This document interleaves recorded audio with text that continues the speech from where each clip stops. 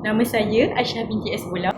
Nama saya Nur Ufa Insyirah binti Safari. Nama saya Nur Afika binti Jayus. Saya ingin menceritakan satu kisah yang sangat menyentuh hati tentang seorang sahabat Rasulullah SAW yang bernama Abu Dujana.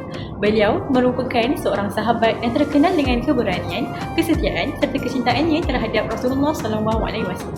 Kisah ini bukan sahaja menunjukkan pengorbanan dan keikhlasan seorang sahabat terhadap agama Islam, malah turut menggambarkan kasih sayang Rasulullah SAW terhadap umat dan para sahabat baginda sehingga mampu membuatkan baginda menangis. Dan memberitahu serba sedikit profil ringkas Abu Dujana.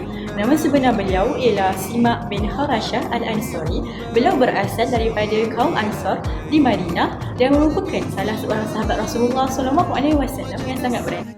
Baiklah, saya akan menceritakan kisah Abu Dujana sehingga membuatkan Rasulullah SAW menangis.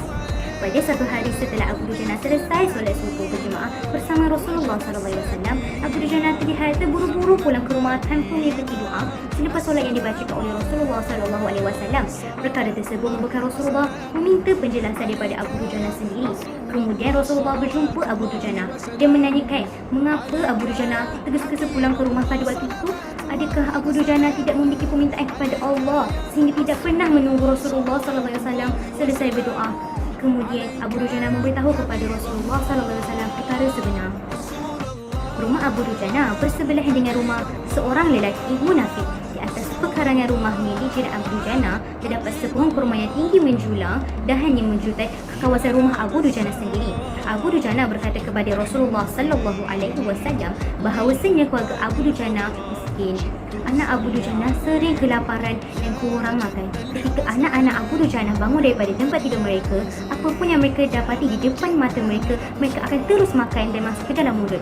Oleh kerana itu, setelah selesai solat subuh, Abu Dujana bergegas pulang ke rumah sebelum anak-anaknya terbangun dari tempat tidur mereka. Abu Dujana pun mengatakan bahawa pokok kurma itu milik seorang lelaki munafik di sebelah rumahnya. Tanpa berfikir panjang, baginda mengundang pemilik pohon kurma. Rasulullah SAW mengatakan, bolehkah aku meminta kamu menjual pohon kurma yang kamu miliki itu? Aku akan membelinya dengan 10 kali ganda dari pohon kurma itu sendiri. Di situ tersedia bidadari yang cantik jelita sesuai dengan hitungan buah kurma yang ada, kata Rasulullah SAW menawarkan. Lelaki munafik itu lantas menjawab dengan tegas, saya tidak pernah berdagang dengan memakai sistem jatuh nilai. Lelaki itu tidak mahu menjual apapun kecuali dengan wang tunai dan tidak pakai janji. Tiba-tiba sahabat setia Rasulullah SAW iaitu Abu Bakar As-Siddiq radhiyallahu anhu datang dengan lantas berkata, baiklah, kalau begitu aku beli dengan 10 kali ganda dari tumbuhan kurma milik kamu, salah satu yang jenis tidak ada di kota ini. Selepas itu Abu Dujana katakan kepada anaknya, janganlah engkau permalukan ayahmu ini di akhirat kelak. Anak Abu Dujana mula menangis, kedua mata-matanya mengalir air kerana dalam keadaan sangat lapar. Abu Dujana katakan kepada anaknya sekali lagi, seluruh isi di dalam perummu yang haram itu akan aku keluarkan dan akan aku kembalikan bersama kurma-kurma yang lain kepada pemilik yang berhak. Mendengar perkara itu, mata Rasulullah berkaca, butir air mata mulanya berderai begitu deras kerana Abu Dujana. Baginda cuba mencari tahu siapakah sebenarnya pemilik pohon kurma yang dimasukkan Abu Dujana itu. Pada satu hari, Abu Dujana agak terlambat pulang ke rumah. Kemudian Abu Dujana ternampak seorang anaknya sendiri yang sudah terlanjur memakan buah kurma yang ditemukannya.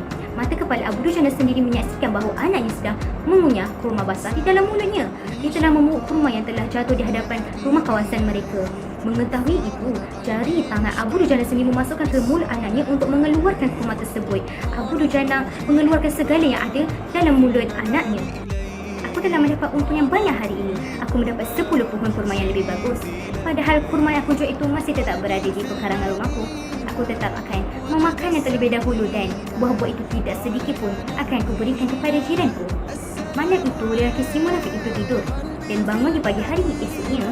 Tiba-tiba, pohon kurma yang dia miliki berpindah posisi menjadi berdiri tegak di atas tanah milik Abu Dujana. Seolah-olah tak pernah sekalipun tampak pohon itu tumbuh di atas tanah lelaki si munafik itu. Tempat asal pohon itu tumbuh rata dengan tanah. Ia kehairan, tiada tara. Demikian kisah sahabat dan pohon kurma yang membuatkan Rasulullah SAW menangis.